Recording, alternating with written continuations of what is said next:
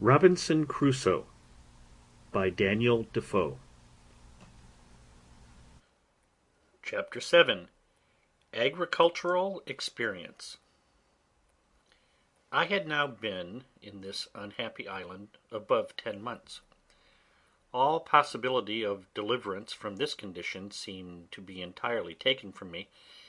and I firmly believed that no human shape had ever set foot upon that place. Having now secured my habitation, as I thought, fully to my mind, I had a great desire to make a more perfect discovery of the island, and to see what other productions I might find which I yet knew nothing of. It was on the 15th of July that I began to take a more particular survey of the island itself. I went up the creek first, where, as I hinted, I brought my rafts on shore. I found after I came about 2 miles up that the tide did not flow any higher, and that it was no more than a little brook of running water, very fresh and good. But this being the dry season, there was hardly any water in some parts of it, at least not enough to run in any stream, so as it could be perceived. On the banks of this brook I found many pleasant savannas or meadows, plain, smooth, and covered with grass, and on the rising parts of them, next to the higher grounds, where the water, as might be supposed, never overflowed, I found a great deal of tobacco, green, and growing to a great and very strong stalk. There were divers other plants, which I had no notion of or understanding about, that might perhaps have virtues of their own, which I could not find out. I searched for the cassava root, which the Indians in all that climate make their bread of, but I could find none. I saw large plants of aloes, but did not understand them. I saw several sugar canes, but wild, and for want of cultivation imperfect. I contented myself with these discoveries for this time, and came back, musing with myself what course I might take to know the virtue and goodness of any of the fruits or plants which I should discover, but could bring it to no conclusion, for, in short, I had made so little observation while I was in the Brazils, that I knew little of the plants in the field, at least very little that might serve to any purpose now in my distress. The next day, the 16th, I went up the same way again, and after going somewhat further than I had gone the day before, I found the brook and the savannas cease, and the country become more woody than before. In this part I found different fruits, and particularly I found melons upon the ground in great abundance, and grapes upon the trees. The vines had spread indeed over the trees, and the clusters of grapes were just now in their prime, very ripe and rich. This was a surprising discovery, and I was exceeding glad of them, but I was warned by my experience to eat sparingly of them, remembering that when I was ashore in Barbary the eating of grapes killed several of our Englishmen, who were slaves there, by throwing them into fluxes and fevers. But I found an excellent use for these grapes, and that was to cure or dry them in the sun, and keep them as dried grapes or raisins are kept, which I thought would be, as indeed they were, wholesome and agreeable to eat when no grapes could be had. I spent all that evening there, and went back to my habitation, which, by the way, was the first night, as I might say, I had lain from home. In the night I took my first contrivance, and got up in a tree, where I slept well, and the next morning proceeded upon my discovery, travelling nearly 4 miles, as I might judge by the length of the valley, keeping still due north, with a ridge of hills on the south and north side of me. At the end of this march I came to an opening where the country seemed to descend to the west, and a little spring of fresh water, which issued out of the side of the hill by me, ran the other way, that is, due east, and the country appeared so fresh, so green, so flourishing, everything being in a constant verdure or flourish of spring, that it looked like a planted garden. I descended a little on the side of that delicious vale, surveying it with a secret kind of pleasure, though mixed with my other afflicting thoughts, to think that this was all my own, that I was king and lord of all this country indefensibly, and had a right of possession, and if I could convey it, I might have it in inheritance as completely as any lord of a manor in England. I saw here abundance of cocoa trees, orange and lemon and citron trees, but all wild, and very few bearing any fruit, at least not then. However, the green limes that I gathered were not only pleasant to eat, but very wholesome, and I mixed their juice afterwards with water, and made it very wholesome, and very cool and refreshing. I found now I had business enough to gather and carry home, and I resolved to lay up a store as well of grapes as limes and lemons, to furnish myself for the wet season, which I knew was approaching. In order to do this, I gathered a great heap of grapes in one place, a lesser heap in another place, and a great parcel of limes and lemons in another place, and taking a few of each with me, I travelled homewards, resolving to come again and bring a bag or sack, or what I could make, to carry the rest home. Accordingly, having spent 3 days in this journey, I came home, so I must now call my tent and my cave my home. But before I got thither, the grapes were spoiled, the richness of the fruit and the weight of the juice having broken them and bruised them. They were good for little or nothing. As to the limes, they were good, but I could bring but a few. The next day, being the 19th, I went back, having made me 2 small bags to bring home my harvest, but I was surprised, when coming to my heap of grapes, which were so rich and fine when I gathered them, to find them all spread about, trod to pieces, and dragged about, some here, some there, and abundance eaten and devoured. By this I concluded there were some wild creatures thereabouts which had done this, but what they were I knew not. However, as I found there was no laying them up on heaps, and no carrying them away in a sack, but that one way they would be destroyed, and the other way they would be crushed with their own weight, I took another course, for I gathered a large quantity of the grapes, and hung them trees, that they might cure and dry in the sun. And as for the limes and lemons, I carried as many back as I could well stand under. When I came home from this journey, I contemplated with great pleasure the fruitfulness of that valley, and the pleasantness of the situation, the security from storms on that side of the water and the wood, and concluded that I had pitched upon a place to fix my abode, which was by far the worst part of the country. Upon the whole, I began to consider of removing my habitation, and looking out for a place equally safe as where now I was situate, if possible, in that pleasant, fruitful part of the island. This thought ran long in my head, and I was exceedingly fond of it for some time, the pleasantness of the place tempting me. But when I came to a nearer view of it, I considered that I was now by the seaside, where it was at least possible that something might happen to my advantage, and by the same ill fate that brought me hither, might bring some other unhappy wretches to the same place. And though it was scarce probable that any such thing should ever happen, yet to enclose myself among the hills and woods in the centre of the island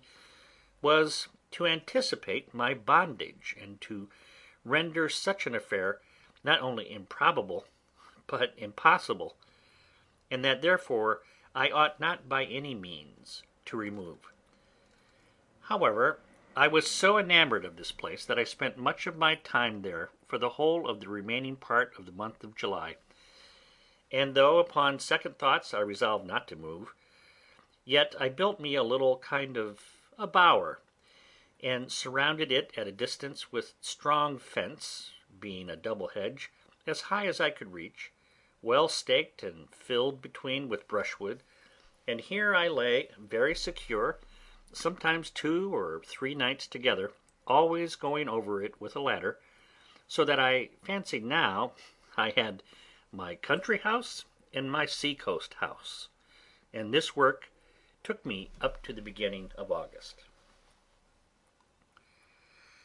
I had but newly finished my fence, and begun to enjoy my labour, when the rains came on and made me stick close to my first habitation, for though I had made me a tent like the other, with a piece of sail, and spread it very well, yet I had not the shelter of a hill to keep me from storms, nor a cave behind me to retreat into when the rains were extraordinary. About the beginning of August, as I said, I had finished my bower, and began to enjoy myself. The 3rd of August I found the grapes I had hung up perfectly dried, and indeed were excellent good raisins of the sun, so I began to take them down from the trees, and it was very happy that I did so, for the rains which followed would have spoiled them, and I had lost the best part of my winter food, for I had above 200 large bunches of them. No sooner had I taken them down and carried the most of them home to my cave, and then it began to rain, and from hence, which was the 14th of August, it rained more or less every day till the middle of October, and sometimes so violently that I could not stir out of my cave for several days. In this season I was much surprised with the increase of my family. I had been concerned for the loss of one of my cats, who ran away from me, or, as I thought, had been dead, and I heard no more tidings of her till, to my astonishment, she came home about the end of August with 3 kittens. This was the more strange to me, because though I had killed a wild cat, as I called it, with my gun, yet I thought it was quite a different kind from our European cats, but the young cats were the same kind of house breed as the old one, and both my cats being females, I thought it very strange. But from these 3 cats I afterwards came to be so pestered with cats that I was forced to kill them like vermin or wild beasts, and to drive them from my house as much as possible. From the 14th of August to the 26th, incessant rain, so that I could not stir, and was now very thankful not to be much wet. In this confinement I began to be straitened for food, but venturing out twice, I one day killed a goat, and the last day, which was the 26th, found a very large tortoise, which was a treat to me, and my food was regulated thus: I ate a bunch of raisins for my breakfast, a piece of the goat's flesh, or of the turtle, for my dinner, broiled, for to my great misfortune I had no vessel to boil or stew anything, and 2 or 3 of the turtle's eggs for my supper. During this confinement in my cover by the rain, I worked daily 2 or 3 hours at enlarging my cave, and by degrees worked it on towards one side till I came to the outside of the hill, and made a door or way out, which came beyond my fence or wall, and so I came in and out this way. But I was not perfectly easy at lying so open, for as I had managed myself before, I was in a perfect enclosure, whereas now I thought I lay exposed, and open for anything to come in upon me, and yet I could not perceive that there was any living thing to fear, the biggest creature that I had yet seen upon the island being a goat. September 30th. I was now come to the unhappy anniversary of my landing. I cast up the notches on my post, and found I had been on shore 365 days. I kept this day as a solemn fast, setting it apart for religious exercise, prostrating myself on the ground with the most serious humiliation,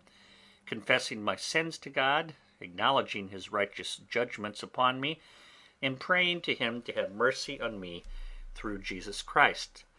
And not having tasted the least refreshment for 12 hours, even till the going down of the sun,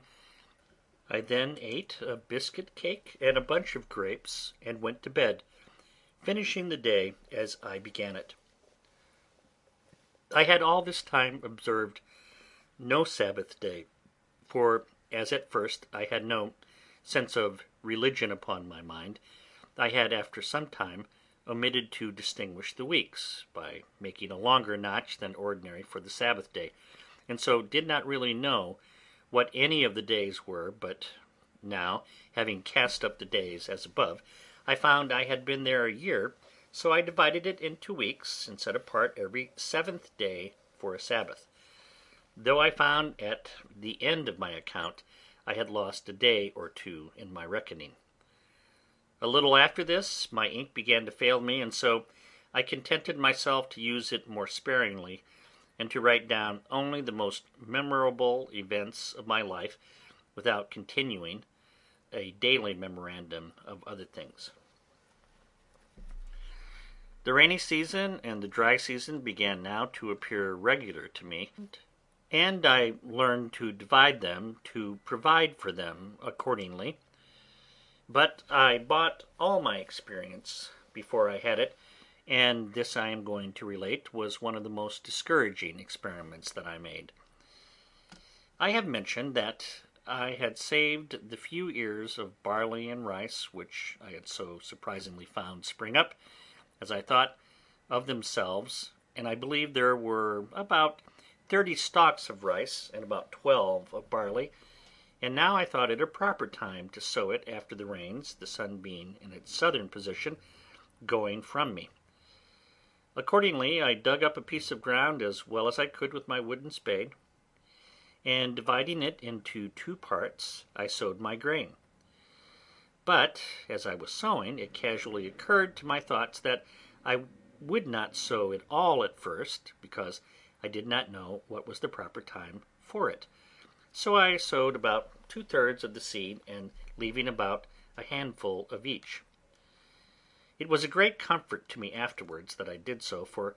not one grain of what I sowed this time came to anything. For the dry months following, the earth having had no rain, after the seed was sown, it had little moisture to assist its growth, and never came up at all till the wet season had come again, and then it grew as much as if it had been but newly sown. Finding my first seed did not grow, which I easily imagined was by the drought, I sought out for a moister piece of ground to make another trial, and I dug up a piece of ground near my new bower, and sowed the rest of my seed in February, a little before the vernal equinox, and this, having the rainy months of March and April to water it, sprung up very pleasantly and yielded a very good crop. And having part of the seed left only, and not daring to sow all that I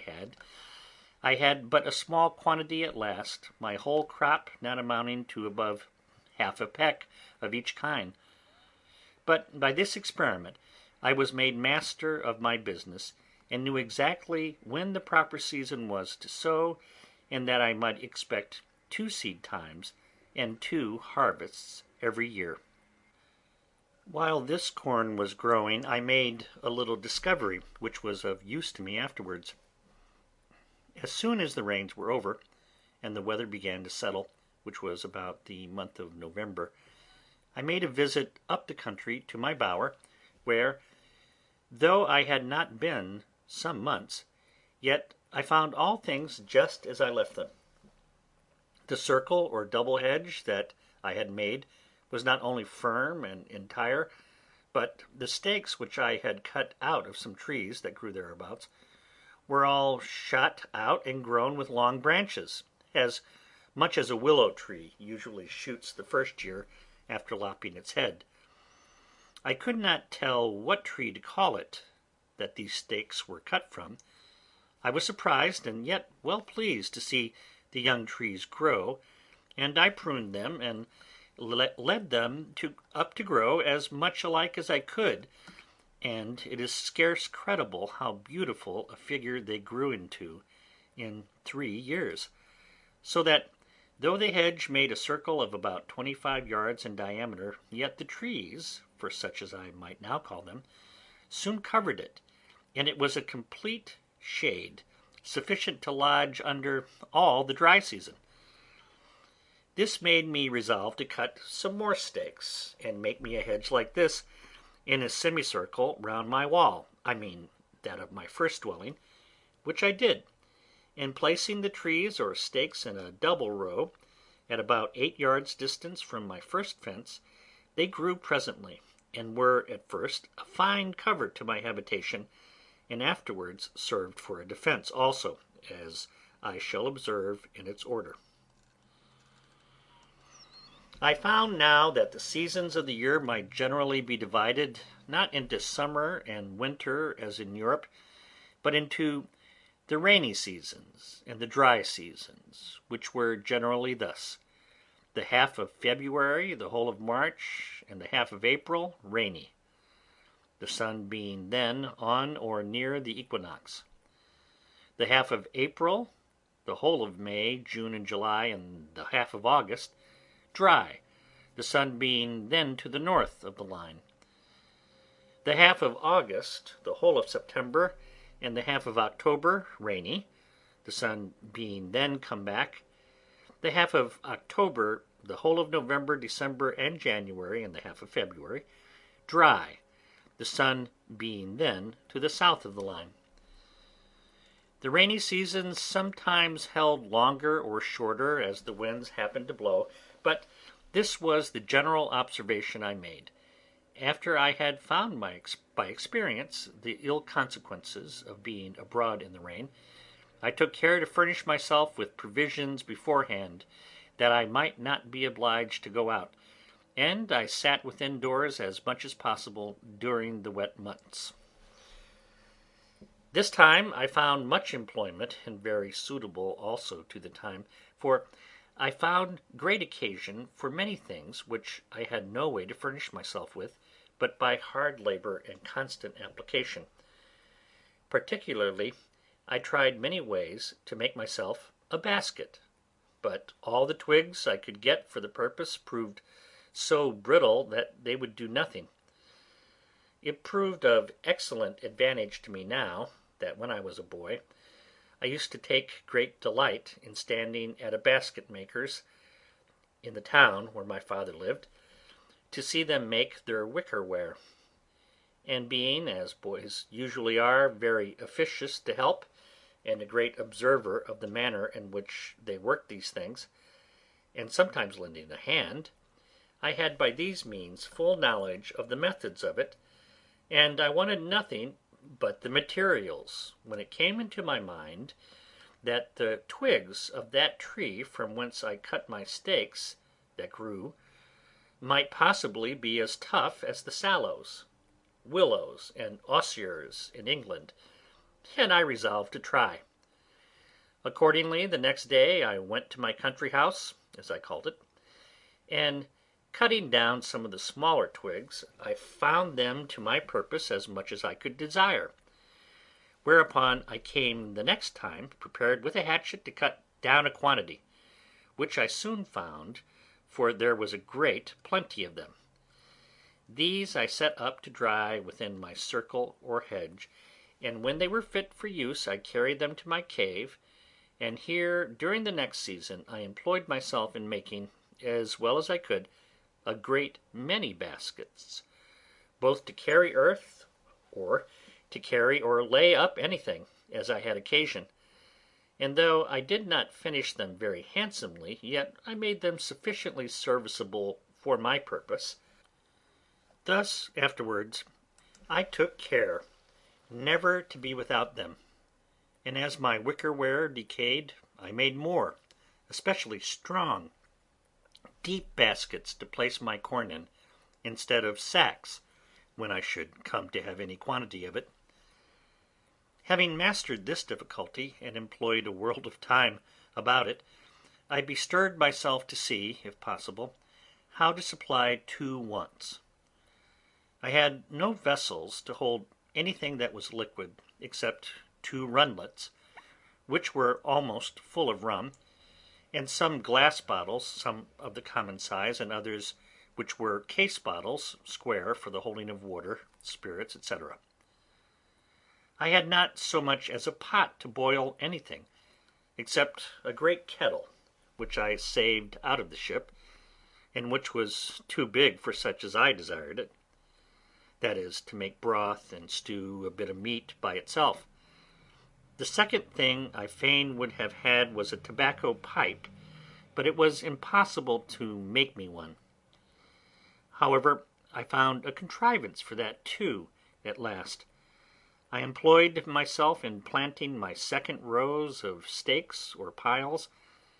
and in this wicker working all the summer or dry season,